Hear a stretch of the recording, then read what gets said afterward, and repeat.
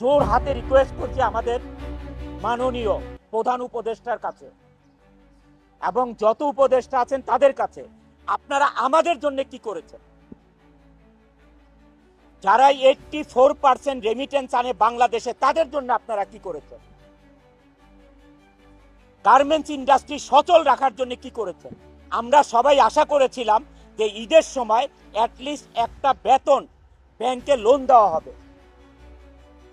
যে শ্রমিক ভাই বোনদেরকে আমরা কি করতে হবে দেখেন, মার্চ মাসে ফেব্রুয়ারির বেতন দিতে হবে, বোনাস দিতে হবে, আবার মার্চ মাসের 50% বেতন দিতে হবে। একটা গার্মেন্টস মালিক কোত্থেকে পাবে এই তিনটা জিনিস এক মাসে?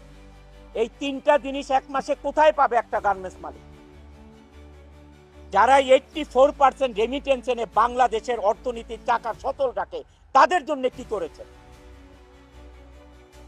গার্মেন্টস মালিকেরা মুখ চুপ বোঝে, মুখটা চুপ থেকে কি করতেছে? গার্মেন্টস গুলো, আরএমজি গুলো বন্ধ করে চলে যাচ্ছে। আপনারা একবার চিন্তা করেছেন যে আপনারা যে ইন্ডাস্ট্রি গুলো বন্ধ করে চলে যাচ্ছেন, এই দেশের অর্থনীতির অবস্থা কি হবে? এই দেশের কর্মসংস্থানের অবস্থা কি হবে? এই শ্রমিক লিডাররা কয়েকজন মিলে এই দেশ চালাতে পারবে না? তারা একজন একটা ইন্ডাস্ট্রি করতে পারবে। কিন্তু আপনারা কোনো পদক্ষেপ না নিয়ে কি করতেছেন? আপনারা গার্মেন্টস গুলো বন্ধ করে যার যার মতো হয়দার গ্রামে চলে যাচ্ছেন, অথবা আপনার গুলশান বনানীর বাসায় বসে থাকতেছেন, অথবা বিদেশের চলে যাচ্ছেন। What is this? এটা কিন্তু আমি অনন্ত জলিল এইটা না করে আজকে আমি প্রতিবাদ জানাচ্ছি যে না, বাংলাদেশে এই আরএমজি সেক্টর থাকতে হবে, না হলে এই দেশ চলার মতন কোনো ব্যবস্থা নাই, কোনো ধরনের ব্যবস্থা নাই। আপনি যে আজকে চাল কিনবেন, আমাদের দেশে যে চাল উৎপাদন হয়, গম উৎপাদন হয়, ডাল উৎপাদন হয়, সমস্ত কিছুর 50%-এর মতন ইম্পোর্ট করতে হয়। ভাত খাবেন কোত্থেকে? ভাতটা খাবেন কোত্থেকে? গার্মেন্টসের ভাই বোনেরা, আপনারা বাজার থেকে চাল কিনবেন, কোত্থেকে পাবেন আপনারা?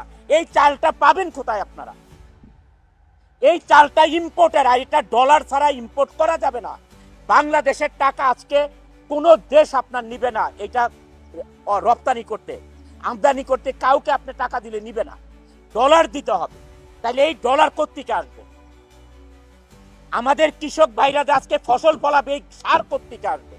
এই দেশে সার কোত্থেকে আসবে? এই সার ইম্পোর্ট করে আনতে হবে, আর এই ইম্পোর্ট করতে হলে ডলার লাগবে। এই ডলার কারা এই ডলার কারা বাংলাদেশে আনে? এটা আনে গার্মেন্টস মালিকরা আনে, আর হচ্ছে রেমিটেন্স যোদ্ধারা 14% আনে, আর 84% আনে গার্মেন্টস মালিকরা। কিছুদিন আগে আমি শ্রমিক লিডারদেরকে বক্তৃতা দিতে শুনলাম যে বন্ধ ইন্ডাস্ট্রিগুলি খুলে দিতে হবে। আরে সে মালিক এখন কেন খুলে দিবে? এখন কেন গার্মেন্টস মালিকরা ইন্ডাস্ট্রি খুলে দিবে? তোমরা লিড দিয়ে এই গার্মেন্টস ইন্ডাস্ট্রি বন্ধ করতে পারো, এখন খুলতে পারো না? একটা ইন্ডাস্ট্রি বানাতে পারো না? বানায় তাদেরকে চাকরি দাও। একটা ইন্ডাস্ট্রি এরকম করে বানায় তাদেরকে চাকরি দাও না পারলে। এখন কেন গার্মেন্টস মালিকদেরকে খুলতে হবে এইসব বন্ধ ইন্ডাস্ট্রি? আজকে যদি আমি ইন্ডাস্ট্রি বন্ধ করে দিই, এখানে 12,000 লোক কাজ করে, নট 12,000, 12 লক্ষ লোক জড়িত এটার সাথে। এই গার্মেন্টস ইন্ডাস্ট্রির সাথে কি জড়িত না?